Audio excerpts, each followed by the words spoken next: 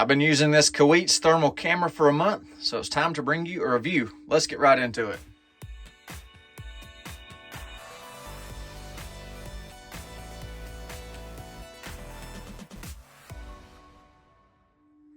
So this is the Kaiweets thermal imager KTI-W02 Pro. This is the Pro model right here.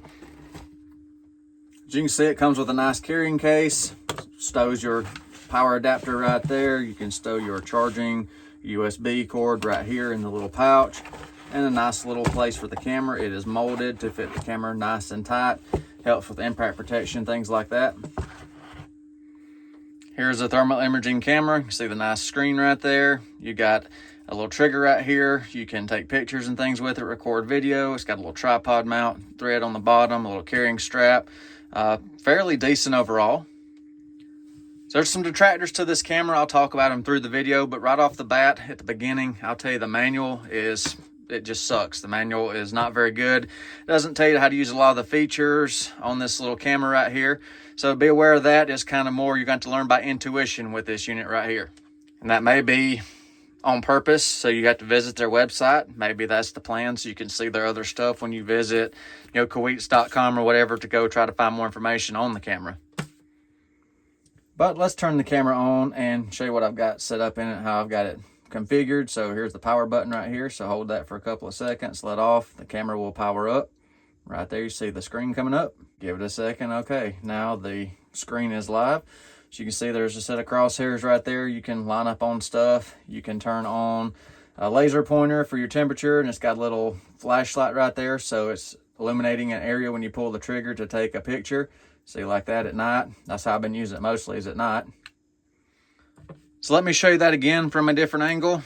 Remember the trigger right here, I've got it configured for the light, the laser. I'll show you all that in just a minute, but a quick press like that just takes a picture, saves it for your images right there to this internal memory. And if you hold the trigger, as long as the light's on, you're recording a video right there. So you can see right there, recording preparation. That's an error. I've encountered that a few times using this camera. So I caught it on camera, which is good, so I could share it with you. I was going to talk about that later in the video, but it happened right now. So you see right there, it's just stuck. So that has happened a few times as well. So to fix that, you got to turn it all the way off and back on.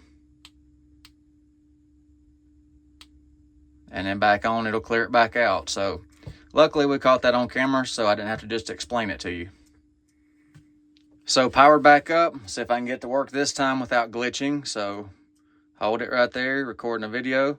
See, it's recording. You can let off the trigger once you start recording a video. And to stop the recording, you see the counter up there in the top of the screen. See that counting up there, 9, 10. Just click it again and it will save the video. So just trying to show you everything about this product like I do everything else I bring you. So you notice that glitch right there. Now another thing, they're claiming there's an app support. You can use it for Android phones, Apple products, things like that. I downloaded the app. Their app's, shows you their app on their store. It's ThermoView. You go through the Wi-Fi in this little camera right here. You're supposed to connect to your phone. I tried that over and over and over again, and it just gives you an error on the app, and it's all in Chinese script. It doesn't show anything. So I've, gave up on trying to use the app, because you're supposed to be able to use the app and screen record back to whatever device you're using so you can have it on screen. So if you've noticed this in some of my battery videos, I'd planned to have, on-screen thermal broadcasted out of this to the camera, but that's not working. So I'm stuck in like 2005 and having to take a picture of a video screen. And then to download the memory out of this, you have to have a Windows-based PC. So just letting you know that I don't own a Windows-based product of any kind. So, downloading the data off of this to a PC to put into a video or anything is not going to work. So just be aware of that. And they state that on their website, that using a Windows-based PC is the only way to pull the images out of this camera and download it onto your memory on your Windows-based PC, so you can put them in a video or save them or whatever. So that's another detractor to me. So let me show you some of the settings that I put into this camera from its factory form. If you're cranking up one of these cold out of the box, you'll see some different settings. But these are settings I've been using. I messed with it for a couple of days to get it dialed into how I want it. So to change any of the parameters in this camera, you hit the OK button quick right there. There's your gallery. You can click your gallery. You can go through and see, your videos or whatever images you have in there. You can see it's got 0.14 gigabytes used with available 13.24. So you can review it right there. And then there's some of the stuff we've been playing with. There's an inverter right there. So you can save some of your images, inside the camera and just view them like this. If you were using it for a professional field, like talking to a customer, taking pictures of their house, or air conditioner, plumbing, stuff like that, you can have them right on the camera to show, whoever you need to off the device itself. And just another image. I've been clearing the memory out. I should have saved more images. Here's a night shot right here. You see a barn cat sitting off in the woods right there. And then same thing to review the videos. I've showed you a couple of videos I've recorded while I'm filming this right here. So go to view videos. We'll go right there. There's some videos in here. Let's see what I put in there. I've saved some and not mean to, and some have hung up. So there's the ones I was showing you. So here's a nighttime video I took of one of the barn cats that I showed you in that picture right there. They're the only thing that comes around the porch at night. So let's play this video right here. Right there. There's you a cat. There's some of the woods right there. Okay, just a short little video, but just showing you how it works. And then again, here's the video I was playing around with it.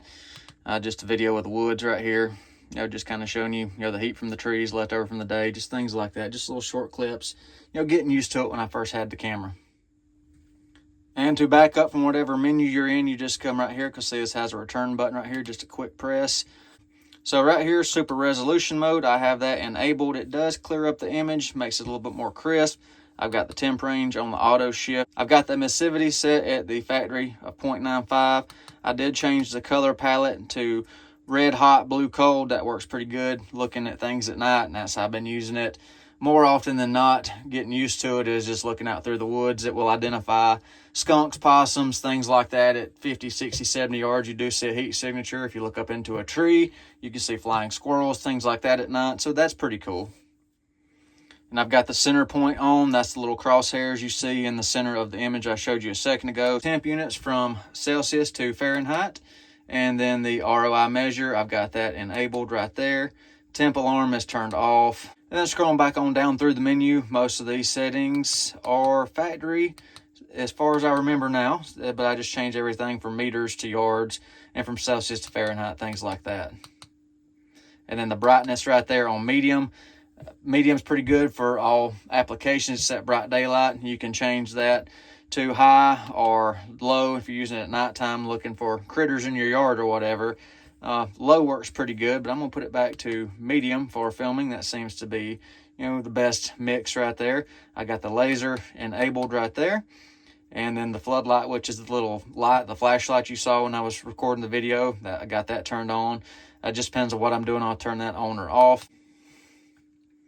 And all the Wi-Fi, the AP mode and all this, it'll broadcast out to whatever smart device you're using, an iPad or whatever. When you're trying to use that app, you connect to it, it doesn't work. And on the app they recommend you download, there's a 1-star review on there saying the app doesn't work. Well, no, the app does not work in my application either. One more quick thing right here, you can see on the color palettes, to change, you just hit the OK button right there. Just kind of scroll around and see whichever one suits your needs to whatever application you're using it for. Wish they had a black hot option on this. They don't. So that's kind of a detractor too. FLIR has a black hot option. I really like black hot. That's everybody's personal preference. What works for me may not work for you. And again, to get out of the menu, just hit the back button right there and we're back to scanning. All right, so I warmed up my little inverter right here in 12-volt rig just a little bit for a demonstration so you could see, a heat signature difference. The inverter's 75 degrees. It's not been run much. It's just been on idling for a little bit. So if you move the camera over, you pick something different right there. Let's say 65 degrees on the wire lead right there. That's just a charging lead. Scroll over this way to the wall. 63 degrees. So, it's got a good differentiator between, let's see right there, 63. And then right here, let's get to the warm spot right here, 75 degrees on the inverter. Then another shot right here, you can see a disconnect switch right there. You see some little red spots you think are hot spots. That's just reflective spots. And you can change all that with emissivity settings right there and kind of block some of that off, but I'm just leaving it on the stock settings for now. And like a LED light bulb base right there, 172 degrees at the base of that light bulb. And a breaker panel with ice cold breakers. And then just a generic picture of the woods. Lighter.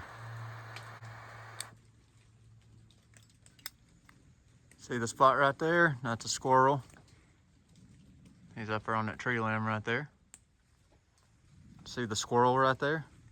See him moving? There he went. And this has a rechargeable battery. I think they're rating it at 3,500 milliamp hours, something like that.